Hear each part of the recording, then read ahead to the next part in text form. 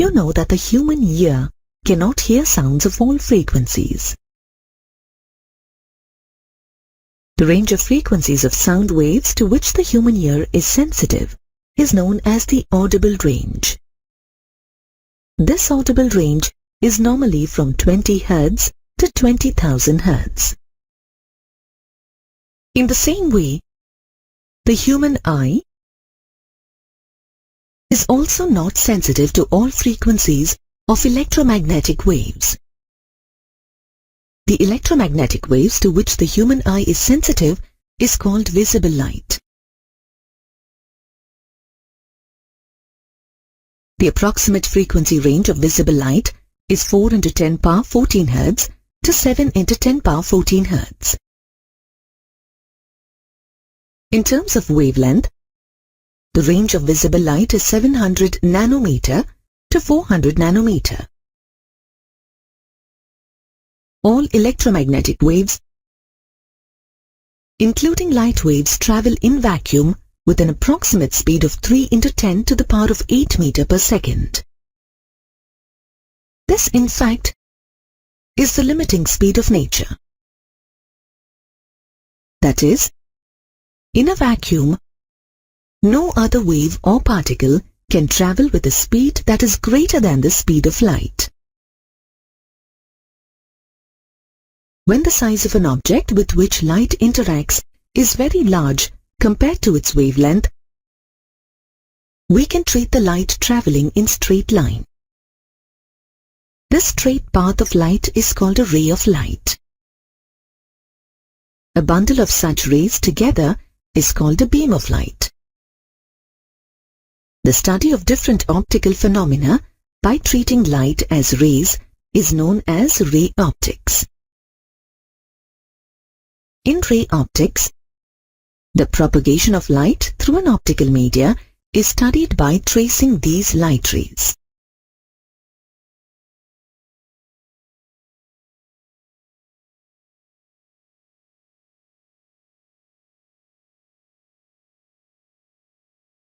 Let us first observe the path of light when it falls on an interface of two transparent media.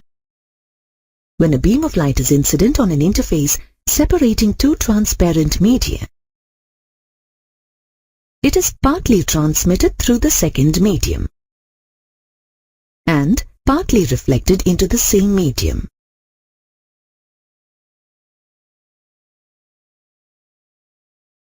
The light ray that falls on the interface of the two media is called an incident ray.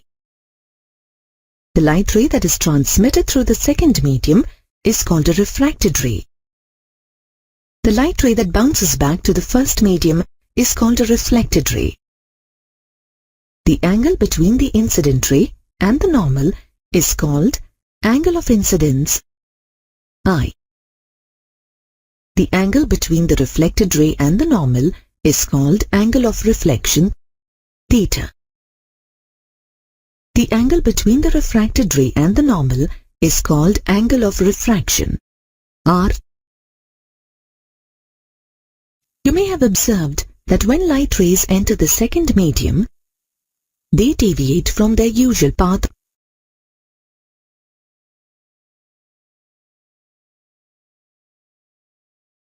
This phenomenon is known as refraction of light, and you will study this in detail in subsequent modules. If the second medium is opaque, most of the light reflects back to the same medium. When the surface is smooth, reflection takes place at a definite angle and is known as specular reflection. If the surface is rough, reflection is called diffuse reflection. Whether the reflection is specular or diffuse, it was experimentally found that the reflection of light follows two laws known as the laws of reflection. According to the first law, the angle of incidence I is equal to the angle of reflection theta. The second law says that the incident ray, the reflected ray, and the normal to the surface at the point of incidence all lie in the same plane.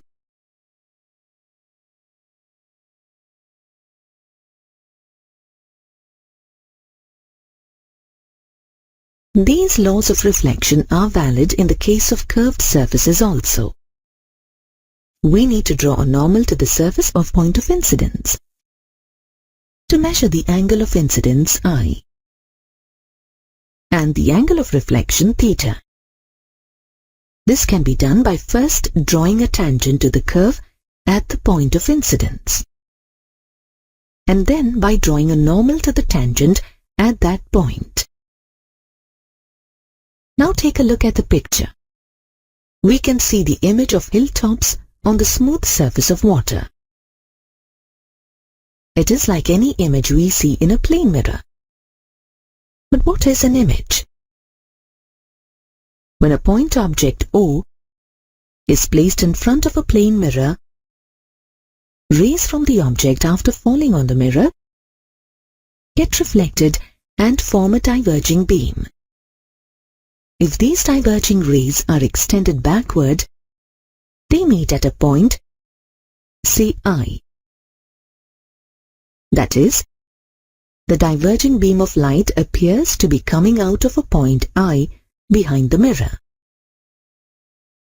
This point I is the image of the point object O. This is a virtual image because after reflection, the rays appear to be diverging from that point. If a converging lens is placed between the object and the mirror, light rays, after passing through the lens, form a converging beam.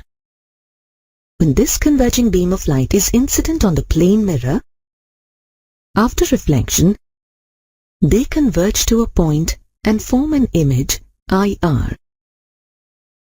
Since the image is formed by actual convergence of light to a point, it is known as a real image. Hence, we have two types of images, real and virtual images. When light rays from an object, after reflection or refraction, actually meet at a point and form an image, it is called a real image. If the light rays after reflection or refraction appear to diverge from a point, the image is called a virtual image.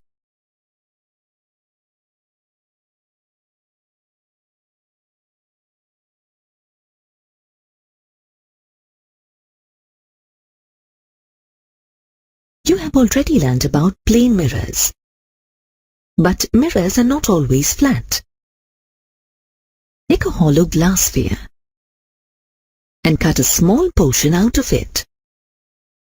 The inner hollow surface of this cut portion is called the concave surface, and the outer bulging surface is called the convex surface. If the convex side is given a silver coating, and the smooth concave surface acts as a reflecting surface, the mirror is called a concave mirror.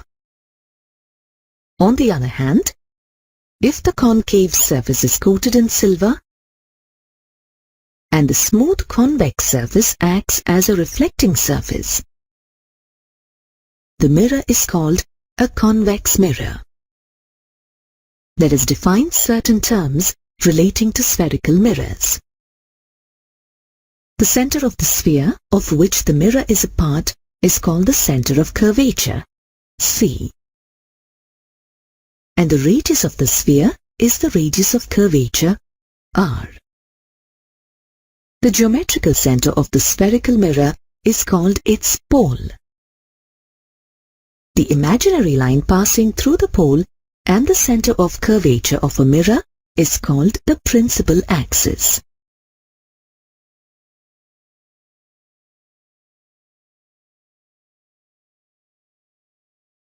If rays of light from an object make small angles with the principal axis and incident at points close to the pole.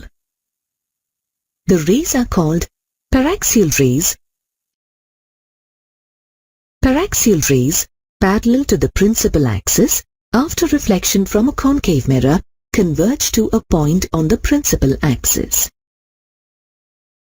This point of convergence is called the principal focus of the concave mirror.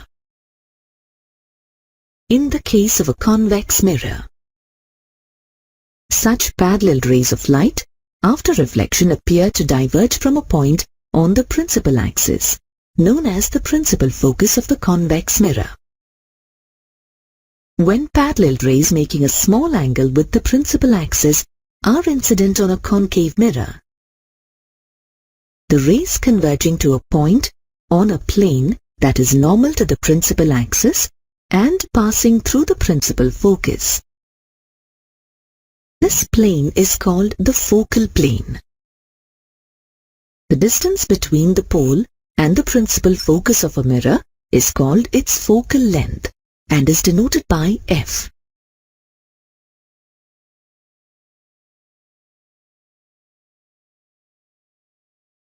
Now let us derive a relationship between the focal length f and the radius of curvature r of a mirror.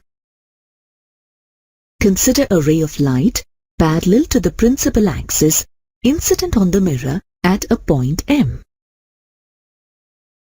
We know that the ray of light, after reflection, passes through F in the case of a concave mirror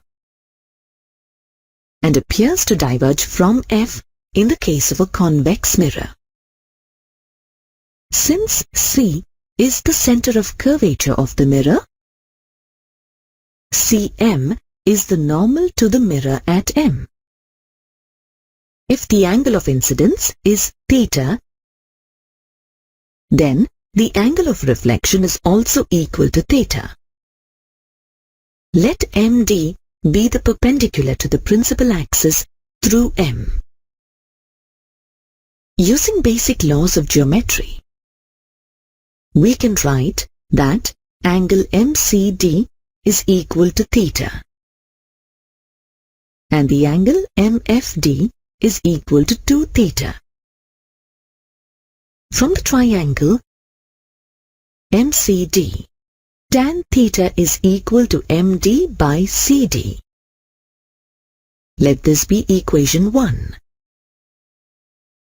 And from the triangle MFD, tan 2 theta is equal to MD by FD. Let this be equation 2. For paraaxial rays, theta is small and hence we can write tan theta is approximately equal to theta. Let this be expression 1. And tan 2 theta is approximately equal to 2 theta. Let this be expression 2. From expressions 1 and 2, we can write that tan 2 theta is equal to 2 into tan theta. On substituting the values of tan theta and tan 2 theta from equations 1 and 2, we get MD by FD is equal to 2 into MD by CD. Or CD is equal to 2 into FD. Let this be equation 3. For paraxial rays, the 2 points P and D are very close to each other. And hence, we can assume that CD is equal to CP. And FD is equal to FP. Therefore, CP is equal to 2 into FP. This equation can also be written as PC is equal to 2 into PF. But PC is the radius of curvature R and PF is the focal length F. Therefore, R is equal to 2F. Now let us study the images formed by spherical mirrors.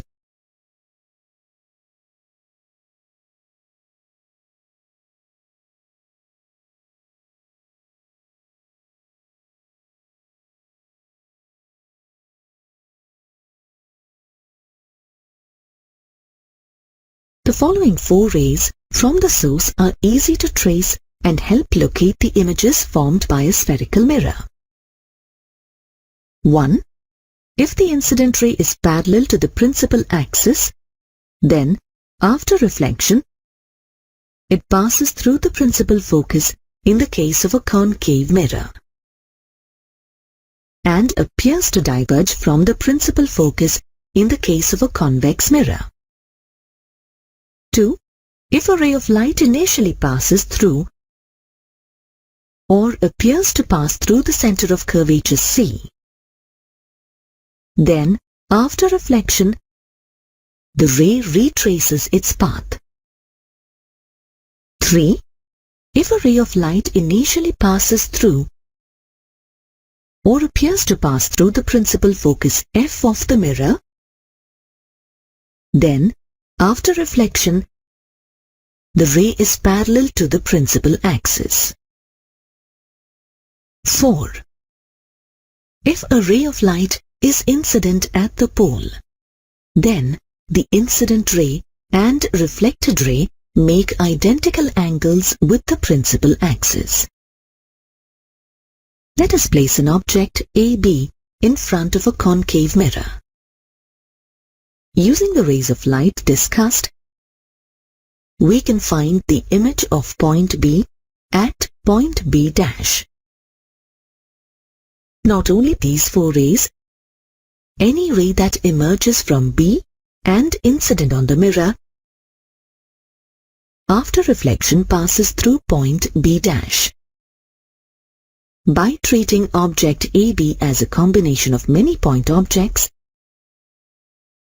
and by finding the images corresponding to each of these point objects, we can find the image of the whole object AB as A dash B dash. Thus, the image of an extended object has a point-to-point correspondence with the object.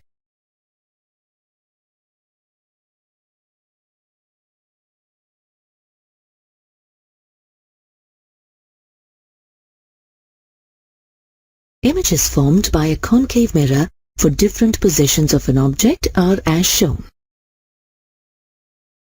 Similarly, in the case of a convex mirror, for different positions of an object, the images formed are as shown. Usually, the distance of the object from the mirror is denoted by U, and the distance of the image from the mirror is denoted by V. We follow the Cartesian sign convention to measure distances from the mirror and heights from the principal axis. According to this convention, all distances are measured from the pole of the mirror. For example, measurement of the focal length F and the radius of curvature R are measured as shown. Distances in the direction of incident light are taken as positive, and distances measured in the direction opposite to the direction of incident light are taken as negative. For example, in the case of a concave mirror, if the focal length and the radius of curvature is measured from the pole, then the measurement is in a direction opposite to the direction of the incident light. Hence, they must have negative values. On the other hand, for a convex mirror, the values of focal length and radius of curvature must be positive, as these measurements are in the same direction as the direction of the incident ray. Heights measured upward and normal to the principal axis are taken as positive, and the heights measured downward are taken as negative. When object AB is placed beyond C of a concave mirror, an inverted image A dash B dash is formed. In such a case, the length of the object is positive and the length of the image is negative. With the proper sign convention, we can use a single formula which we will discuss in the next module for all possible cases. The mathematical relationship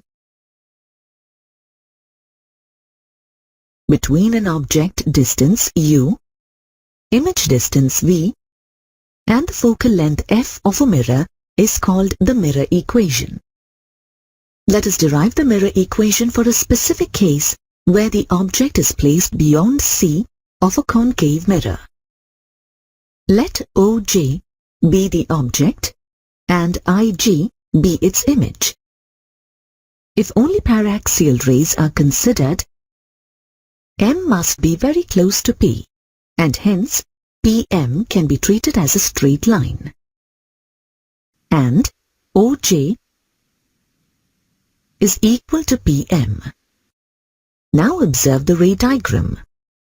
As triangles IGF and PMF are similar, we can write IG by PM is equal to IF by PF. Since PM is equal to OJ, this can also be written as IG by OJ is equal to IF by PF. Let this be equation 1. Now, observe the two triangles OJC and IGC. Since they are also similar triangles, we can write IG by OJ is equal to IC by CO. Let this be equation 2. From equations 1 and 2, we can write IC by CO is equal to IF by PF. Let this be equation 3. But from the ray diagram, we can write IC is equal to PC minus PI, where CO is equal to PO minus PC and IF is equal to PI minus PF. Substituting these values in equation 3, we get PC minus PI whole divided by PO minus PC is equal to PI minus PF whole divided by PF, which is equal to PI by PF minus 1. On simplification, we get PI by PF is equal to PO minus PI whole divided by PO minus PC. Let this be equation 4. We know that PO is the object distance, PI is the image distance, PF is the focal length, and PC is the radius of curvature. Now we need to apply the Cartesian sign convention to substitute appropriate values for these terms. Note that the object is to the left of the mirror, and hence the light rays are incident on the mirror from left to right. Hence, the direction from left to right is to be taken as positive. Now, on application of the Cartesian sign convention, we can write that PO is equal to minus U, PI is equal to minus V, PF is equal to minus F, and PC is equal to minus R, which is also equal to minus 2F. On substituting these values in equation 4, we get Equation 5.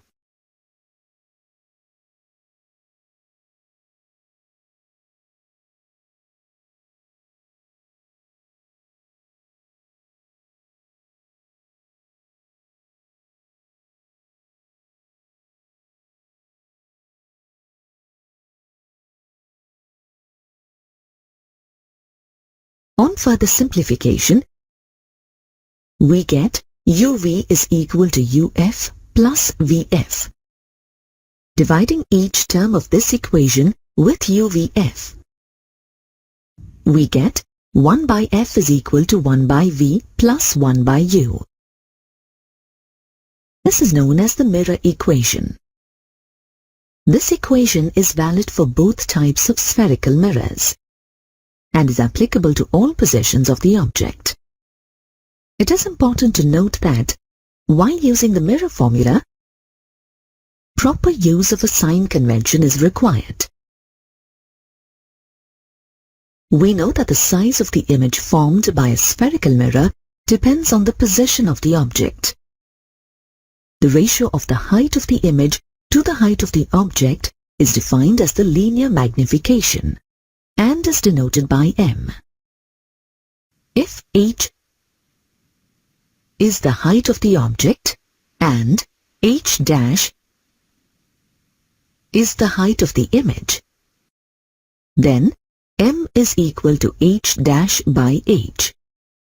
Since the two triangles OJP and IGP are similar, we can write that IG by OJ is equal to PI by PO.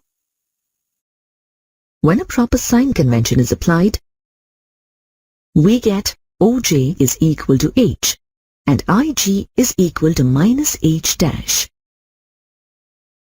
Substituting these values in the above equation, we get minus H dash by H is equal to minus V by minus U. Therefore, m is equal to H dash by H and is equal to minus V by U. Note that the linear magnification m is negative if the image is inverted. And as a consequence, m is negative in case of real images. On the other hand, if the image is erect, m is positive. Hence, m is positive for virtual images. Now let us use the mirror formula and the expression for linear magnification to solve some problems. Example 1. A plane sheet of length 0.1 meter and breadth 0.05 meter is placed at a distance 0.25 meter from a concave mirror of focal length 0.2 meter. If the principal axis of the mirror is perpendicular to the plane of the sheet and passes through one of the vertices, then find the length and breadth of the image formed. Solution. Given that length of the sheet L is equal to 0.1 meter, breadth of the sheet B is equal to 0.05 meter, object distance U is equal to minus 0.25 meter, focal length F is equal to minus 0.2 meter. According to the mirror formula, 1 by F is equal to 1 by V plus 1 by U. This can be written as 1 by V is equal to 1 by F minus 1 by U. Substituting the values for U and F, and on simplification, we get V is equal to minus 1.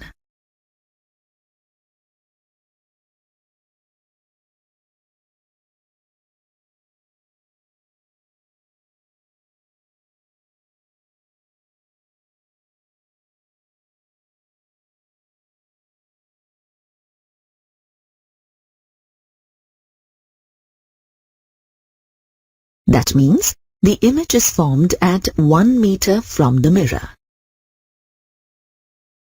We know that magnification M is equal to minus V by U.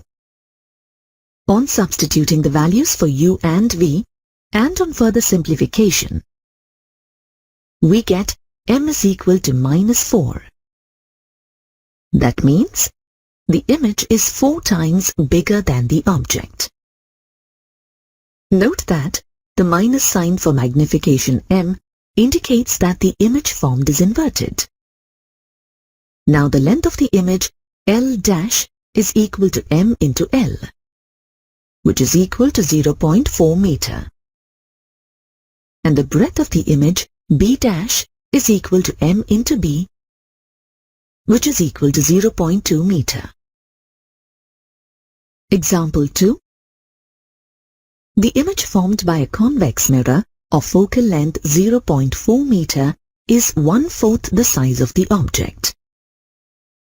Find the distance of the object from the mirror. Solution. Given that the focal length f is equal to 0.4 meter and magnification m is equal to 1/4, we need to find the object distance u. F is positive because we are dealing with a convex mirror. Since a convex mirror always forms an erect image, m is taken as positive. We know that m is equal to minus v by u. According to the mirror formula, 1 by f is equal to 1 by v plus 1 by u. This can be written as 1 by v is equal to 1 by f minus 1 by u. Or 1 by v is equal to u minus f by uf. Implies v is equal to uf by u minus f. Or v by u is equal to f by u minus f. This can be written as minus v by u is equal to f by f minus u. Or m is equal to f by f minus u. Substituting the values for f and m in this equation and on further simplification, we get u is equal to minus 1.2 meters. Note that u is negative because the object is always in front of the mirror. Example 3. When a concave mirror is used, the magnification is found to be 4 times greater than when the object was 0.25 meter from the mirror as it was with the object at 0.4 meter from the mirror. If the image formed is real in both cases, find the focal length of the mirror. Solution. Since the images are real, both the magnifications are negative. Let the magnification be minus m1 when the object is at a distance of 0.4 meter and minus m2 when the object is at a distance of 0.25 meter. On rewriting the mirror equation, we have m is equal to f divided by f minus u. Then, m1 is equal to f divided by f minus u1 and m2 is equal to f divided by f minus u2. Now we can write minus m2 is equal to 4 into minus m1. That can also be written as m2 is equal to 4 into m1. On substituting the values of m1 and m2 from the above equations and on further simplification, we have 3f is equal to 4u2 minus u1. When the values of u1 and u2 are substituted, we get f is equal to minus 0.2 meter.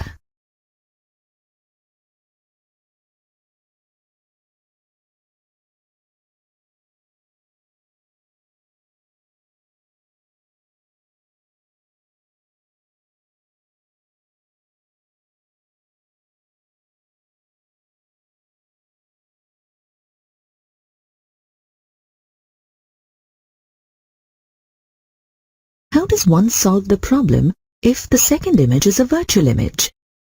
If the second image is virtual, then M2 is positive. Then we will get the condition as M2 is equal to 4 into minus M1. And by substituting the values for M1 and M2 and on further simplification, we get f is equal to minus 0.28 meter. Can we solve the same problem if both the images are virtual? To get virtual images, in both cases, the object must be between F and P. As the object is moved from F to P, the size of the virtual image decreases. As such, the condition M2 is 4 times M1 cannot be fulfilled.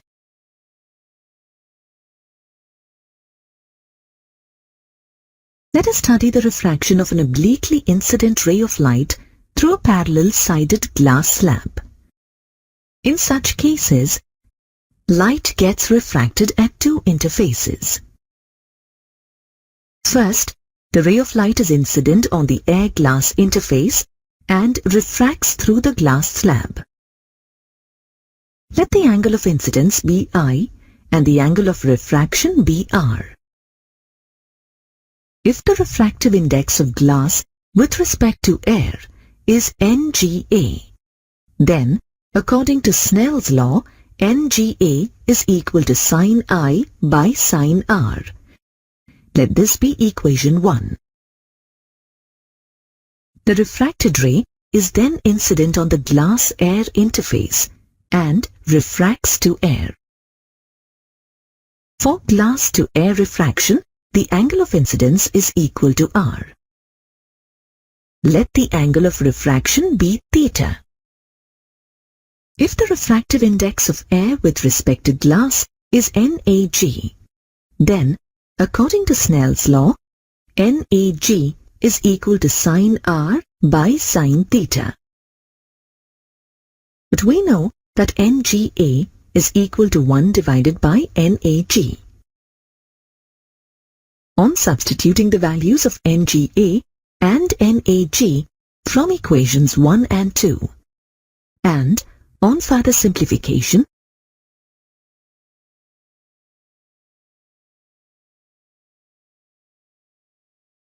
we get angle I is equal to angle theta.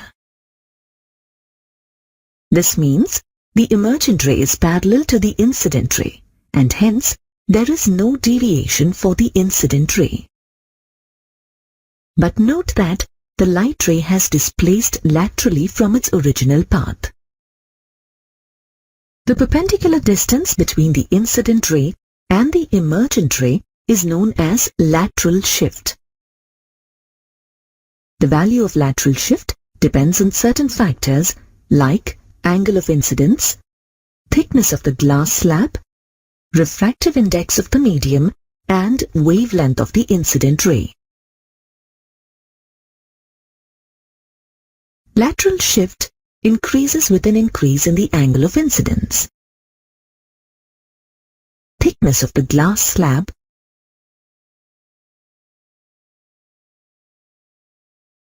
and the refractive index of the medium. Since the refractive index of a medium is inversely proportional to the wavelength of the incident light, lateral shift also is inversely proportional to the wavelength of the incident ray.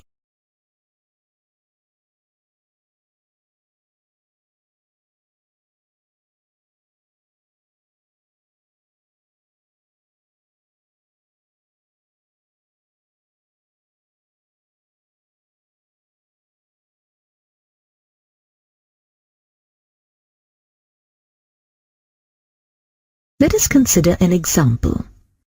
Example 1. A ray of light is incident on a rectangular glass slab of thickness √3 cm at an angle of 45 degrees. If the refractive index of the glass is √2 for the incident light, what is the lateral shift of the emergent light ray? Let PQ be a ray of light ray incident on a glass slab of thickness √3 units. RS represents the emergent ray. QM is the normal to the surface at Q, and PQT represents the path of the incident ray if there were no glass slab. RT represents the lateral shift of the light ray. Given that the angle of incidence I is equal to 45 degrees and the refractive index of the medium is √2. From Snell's law, we have N is equal to sin I by sin R. Substituting the values of N and I, and on further simplification, we get R is equal to 30 degrees. From the triangle QMR, cos R is equal to QM by QR. But QM is the thickness of the glass slab and is equal to √3 units. On substituting these values and on further simplification,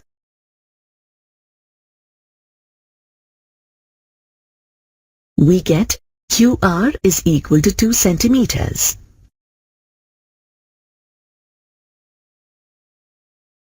In the triangle QTR, angle TQR is equal to I minus R and is equal to 15 degrees.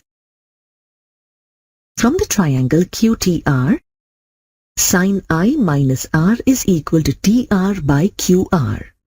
TR is equal to QR sin I minus R. On simplification, we find the lateral shift TR is equal to 0.52 centimeter.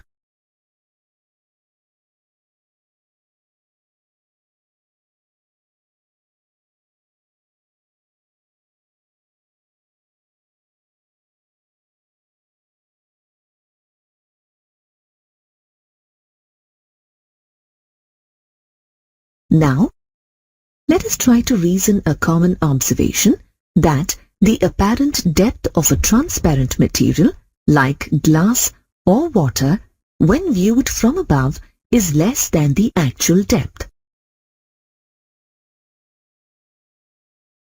Consider a point O at the bottom of a container filled to a depth of H with a liquid of refractive index N. Let OA be a light ray that strikes the liquid-air interface normally and hence travels without any deviation. Consider another light ray, OB, close to OA. Since OB travels from a denser to a rarer medium, it bends away from the normal MM' and forms a ray BC. The ray BC appears to diverge from O'. Then, O' is the image of O and AO' is the apparent depth of the liquid. Say H'. This means when an object in a denser medium is viewed from a rarer medium, the apparent position of the object is closer than its real position due to refraction. Let the angle of incidence OBM be I and the angle of refraction M'(BC) be R. Since the two angles OBM and AOB are alternate angles, they are equal. Similarly, since the two angles AO'(B) and M'(BC) are corresponding angles, they are also equal. Then from triangle OAB, tan I is equal to AB by OA, which is equal to AB by H. And from triangle O'AB, tan R is equal to AB by O'A and is equal to AB by H'.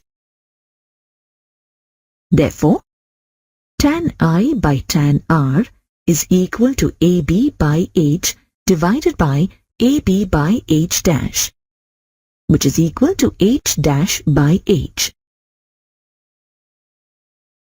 Since the 2 points A and B are close to each other, angles I and R are very small. Hence, tan I and tan R are approximately equal to sin I and sin R. But according to Snell's law, sin I by sin R is equal to 1 by n. Therefore, n is equal to H by H'. Or, the refractive index is equal to real depth by apparent depth.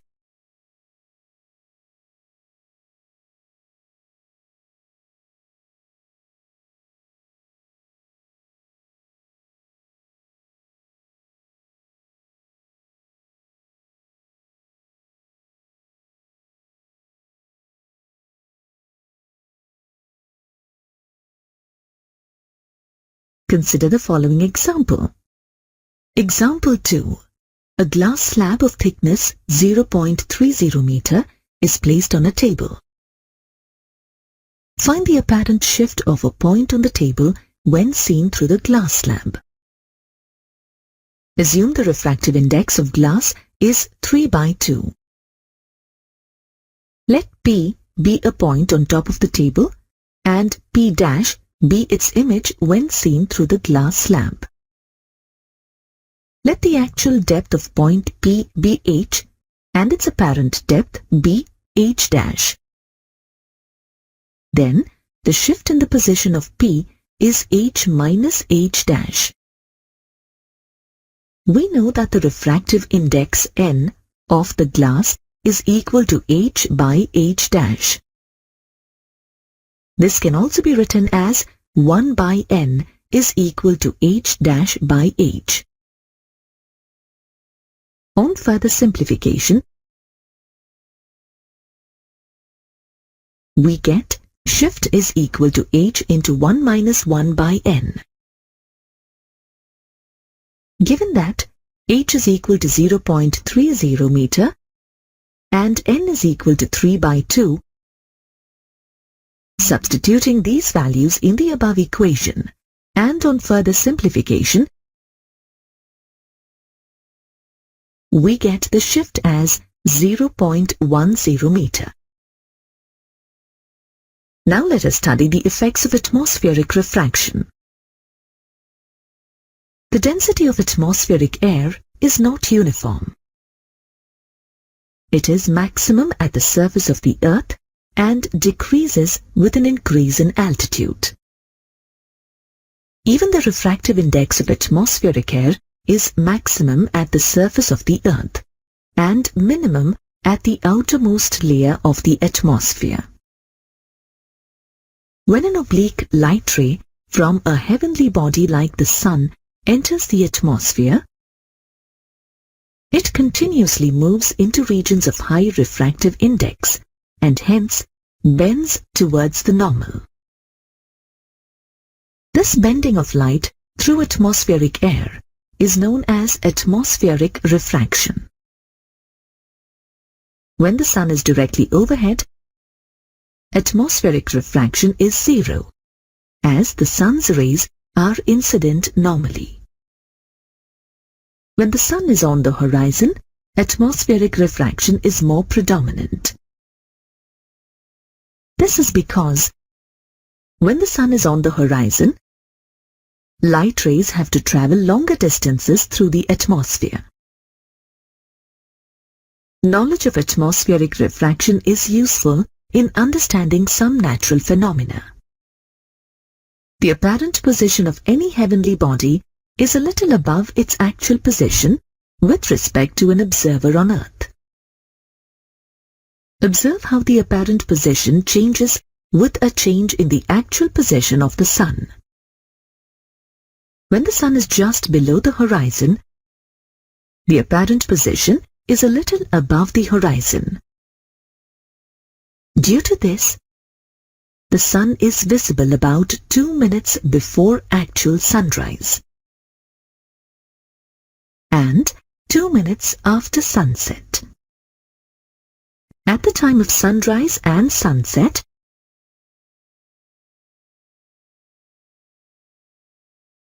the Sun appears to have an oval shape. The rays from the lower region of the Sun travel longer distances than rays from the upper regions. As a result, the upward shift is more for the lower end and the Sun appears oval. The twinkling of stars is also due to atmospheric refraction. Due to winds and other climatic changes, the density of some regions in the atmosphere may change with time. The intensity of light from the stars is low. If these rays happen to pass through regions of the atmosphere with a continuous change of density, then the image of the star changes its location and causes twinkling.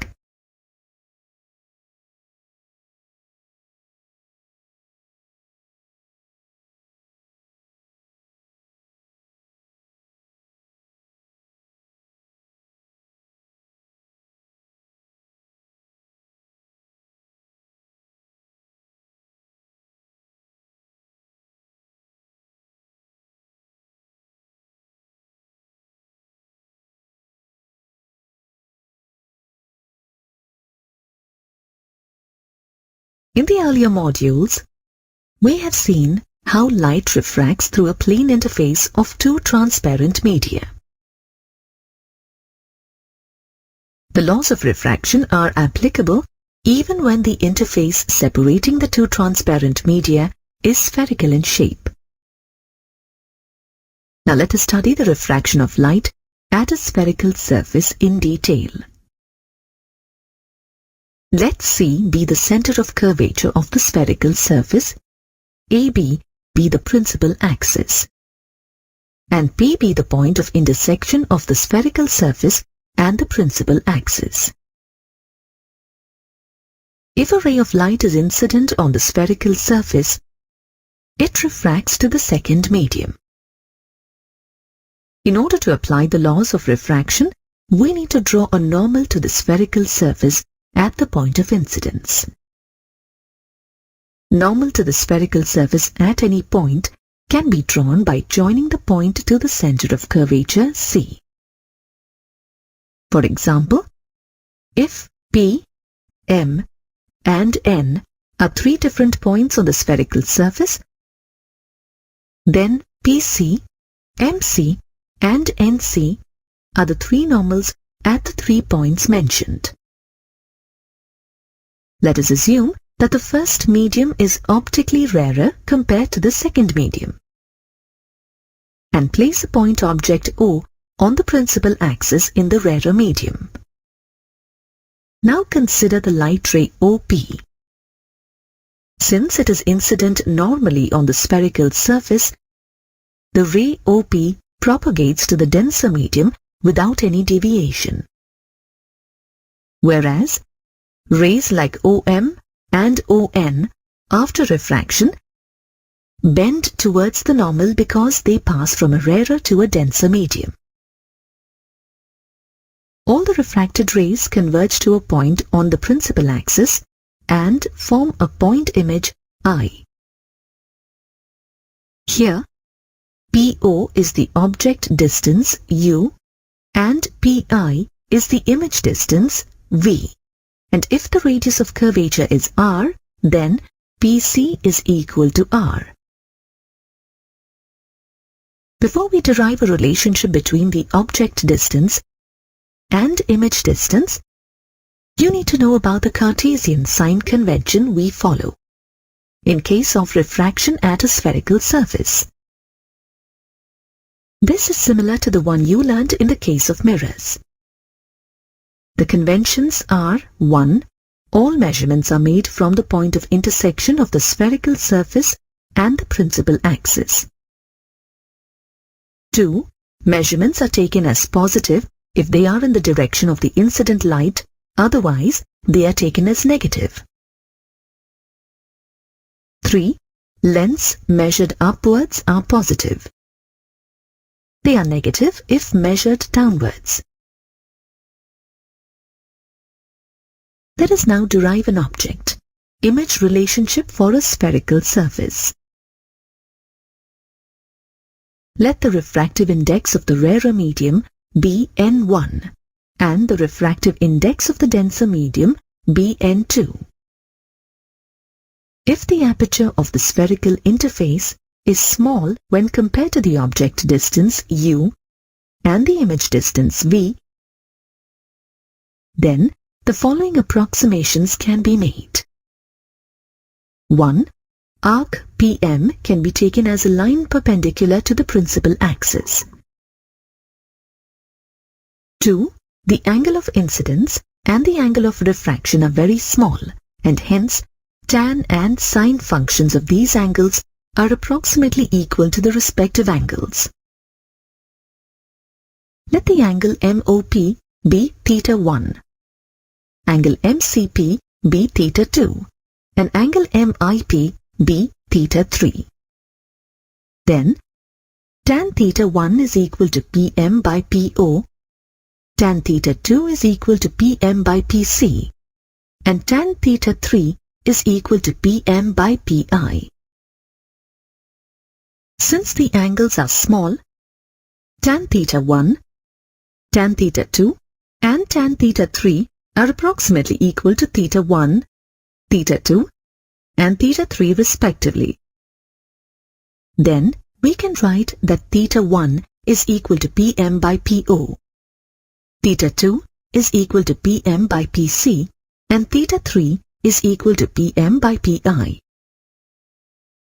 For the triangle MOC, I is the exterior angle and is equal to the sum of the two interior angles theta 1 and theta 2. This can be written as I is equal to PM by PO plus PM by PC. Let this be equation 1. Similarly, for the triangle MIC, theta 2 is the exterior angle and is equal to the sum of R and theta 3, or R is equal to theta 2 minus theta 3. This can also be written as R is equal to PM by PC minus PM by PI. Let this be equation 2. But according to Snell's law, sin I by sin R is equal to N21, and we know that N21 is equal to N2 by N1. Therefore, N1 sin I is equal to N2 sin R. For small angles, this can also be written as N1I is equal to N2R.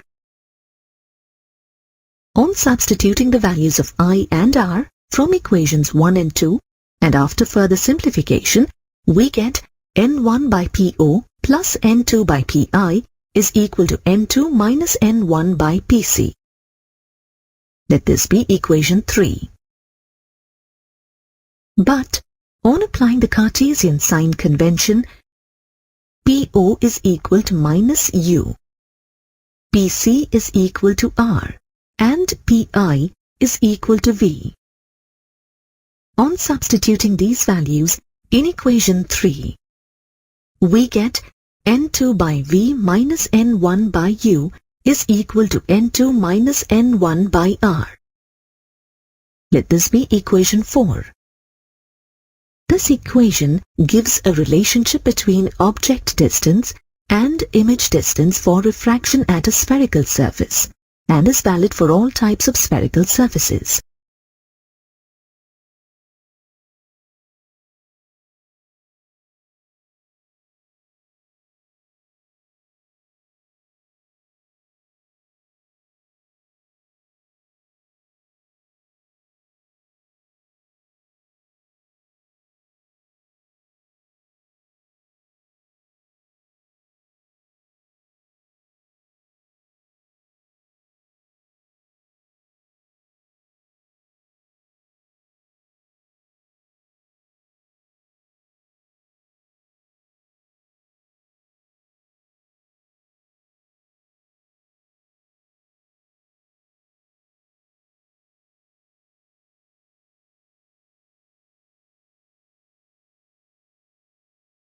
Let us now look at a problem. A point-sized air bubble is trapped inside a glass sphere of radius of curvature 10 cm. The air bubble is at a distance of 2 cm right of the center of the sphere as shown.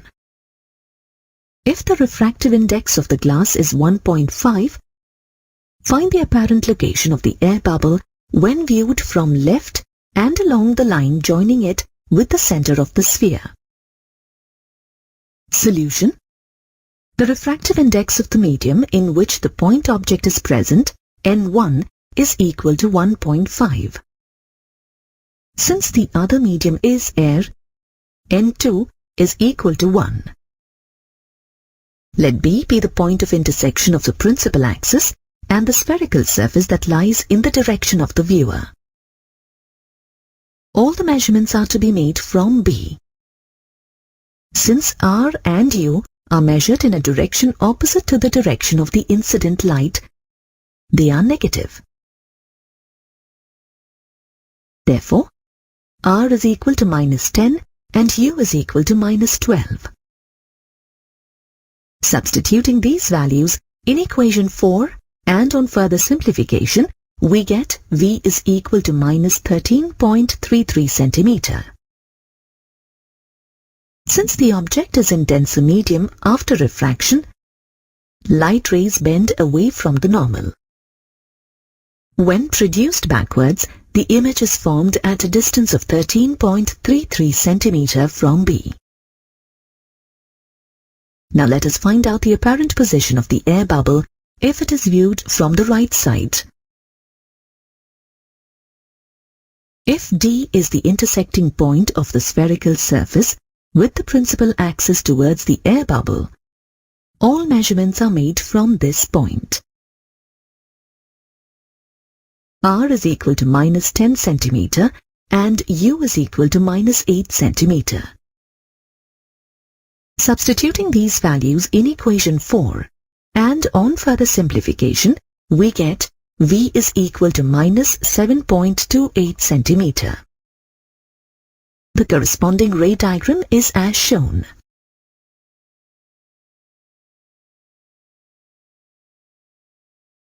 We know that when a light ray passes from denser to rarer medium, it partially refracts to the rarer medium and bends away from the normal, and partially reflects back into the denser medium. This reflection is known as the internal reflection. In case of refraction from denser to rarer medium, the angle of refraction R is greater than the angle of incidence I.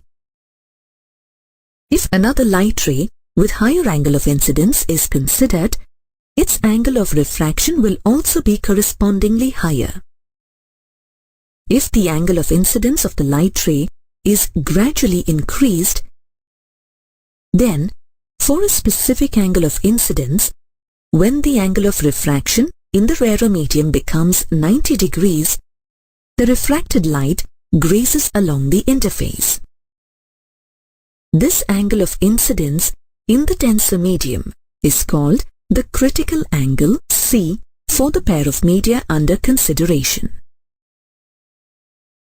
That means, if I is equal to C, then R is equal to 90 degrees.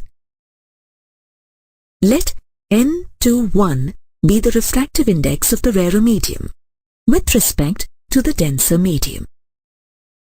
Let N12 be the refractive index of the denser medium with respect to the rarer medium.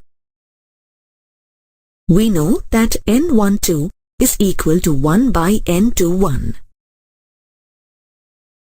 As per Snell's law, N21 is equal to sin I by sin R, which is equal to sin C by sin 90. Therefore, N21 is equal to sin C, or N12 is equal to 1 by sin C. This means the refractive index of the denser medium with respect to rarer medium N12 is equal to 1 by sin C. If the angle of incidence is made larger than the critical angle, the incident light cannot refract to the rarer medium and is completely reflected back into the denser medium. This is known as total internal reflection. Since there is no transmission of light to rarer medium, light gets completely reflected back to the denser medium. That is, it gets totally internally reflected. Hence, for light to have total internal reflection, it must satisfy the following conditions. 1.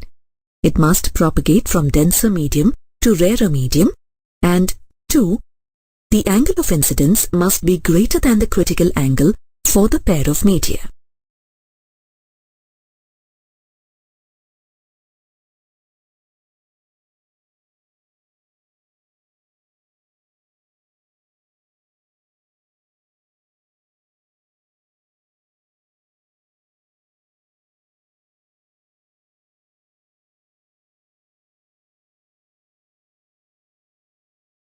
Observe how light refracts through a glass-air interface for various possible angles of incidence. Let us look at some examples and applications of total internal reflection. Formation of mirage and the sparkling of a diamond is due to total internal reflection. The illusion of the presence of water on a hot summer day at a distance is known as mirage. The images of the nearby objects give the impression that there is a pool of water, but this in reality is an optical illusion.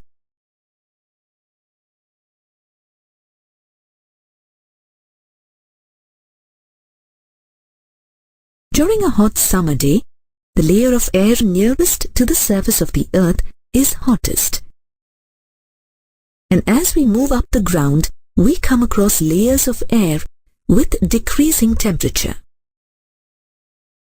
As a result, the refractive index of different layers of air increases as we move up. And hence, layers of the hot air near the Earth's surface are optically rarer than the layers of the cold air a little above it. Due to this, rays from the nearby objects which are propagating towards the Earth's surface refract and bend away from the normal. At some point, the angle of incidence exceeds the critical angle and the rays undergo total internal reflection. An observer is able to see the image and get the impression of a mirage.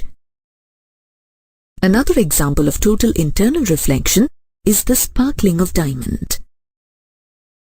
Diamond has a high refractive index of 2.42 and the critical angle for the diamond-air interface is 24.4 degrees.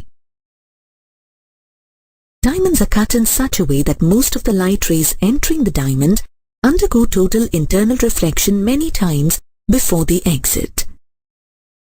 This gives diamonds their bright sparkle.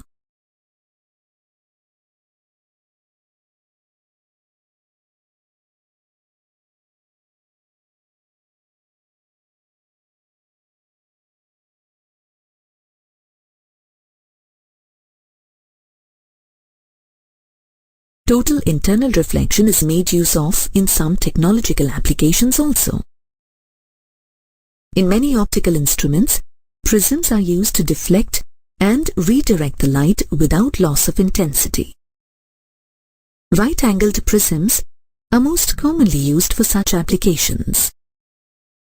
A right-angled prism, whose critical angle is less than 45 degrees, can be used to deflect light at a right angle.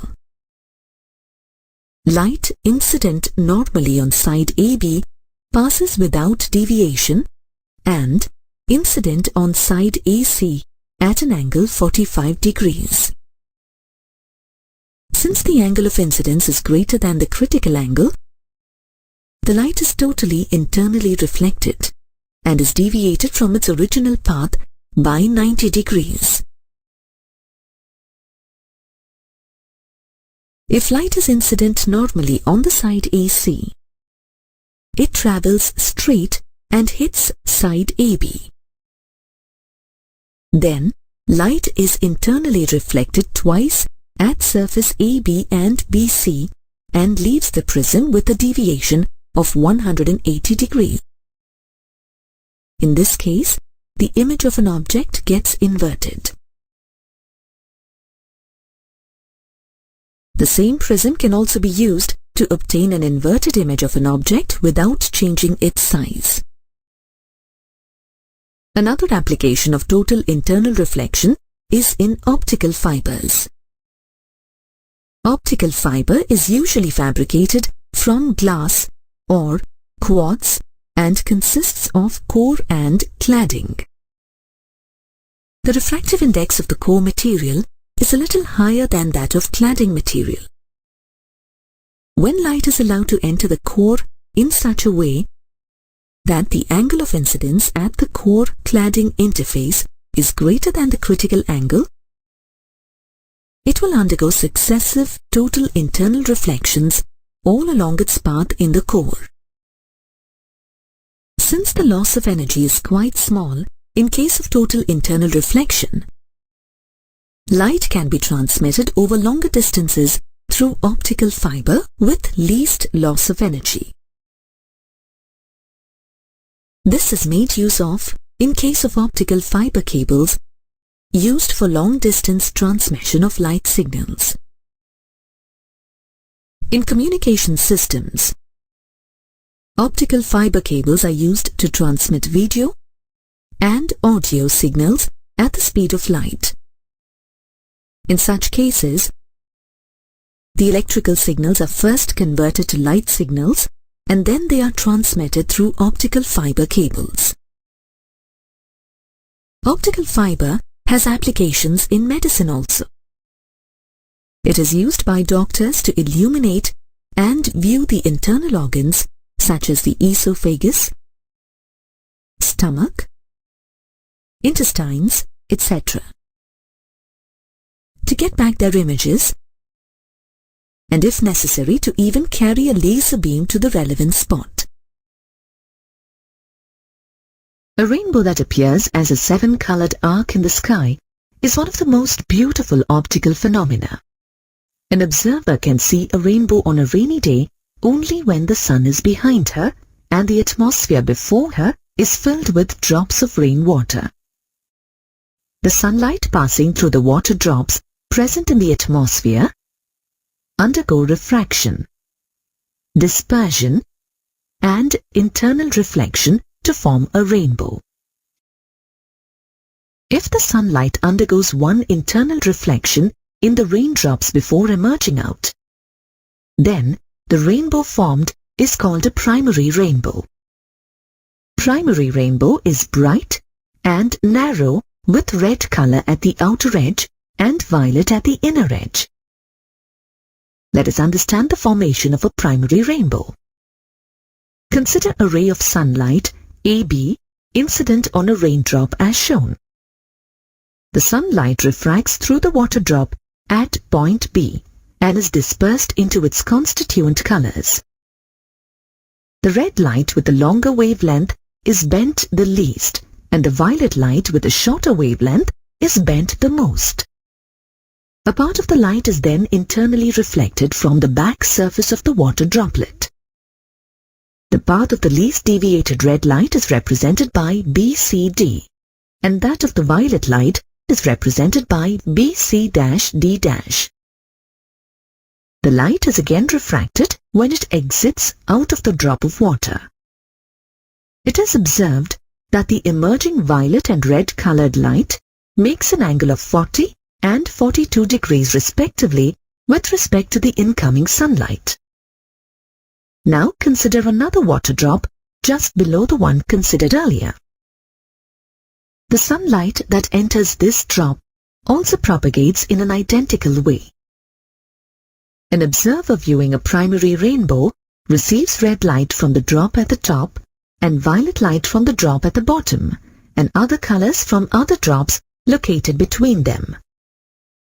This is the reason why the primary rainbow is always formed with red color at its top and violet color at its bottom. Under favorable conditions, a broader but a fainter rainbow may also be seen along with the primary rainbow. This is known as the secondary rainbow.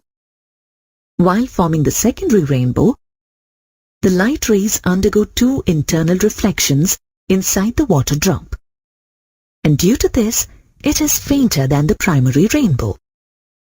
Note that the colors are reversed in the secondary rainbow with red color at the inner edge and violet color at the outer edge. This is because the observer viewing the secondary rainbow receives violet light from the water drop at the top and red light from the drop at the bottom. In the case of the formation of a secondary rainbow, the emerging red light makes an angle of 50 degrees and the violet light makes an angle of 53 degrees with respect to the incoming sunlight.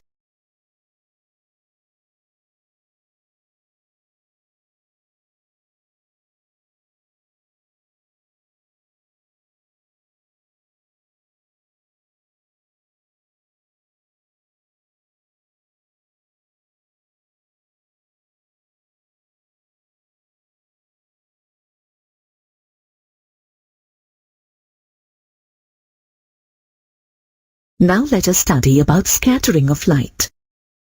Normally, we don't see the path of light. Now observe a laser beam. We are able to see its path.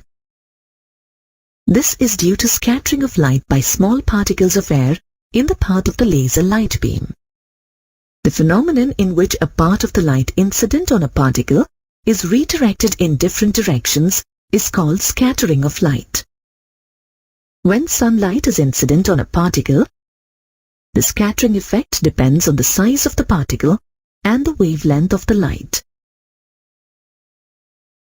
If the size of the particle is large as compared to the wavelength of the incident light, then the particle scatters light of all wavelengths equally. For example, if white light is incident on large particles, light of all wavelengths gets scattered equally in every direction. If the size of the particle is of the order of the wavelength of the incident light, then the amount of light scattered is inversely proportional to the fourth power of the wavelength. This is known as Rayleigh scattering. When white light is incident on small particles, more of the shorter wavelengths like violet and blue get scattered. Very little of the red light gets scattered. When sunlight passes through the atmosphere, it gets scattered by the atmospheric particles. The scattered blue light is nearly 10 times the scattered red light. This scattered light of small wavelengths reaches our eye and gives us the impression that the sky is blue.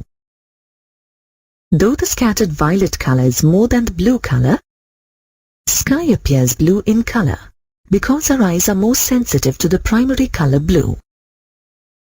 If there were no atmosphere, the sky would have appeared black in color. At sunrise or sunset, sunlight has to travel through the atmospheric air for longer distances.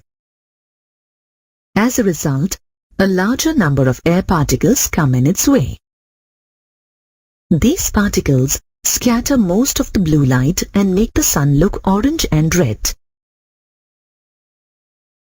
When the water vapor in the atmosphere condenses, clouds are formed.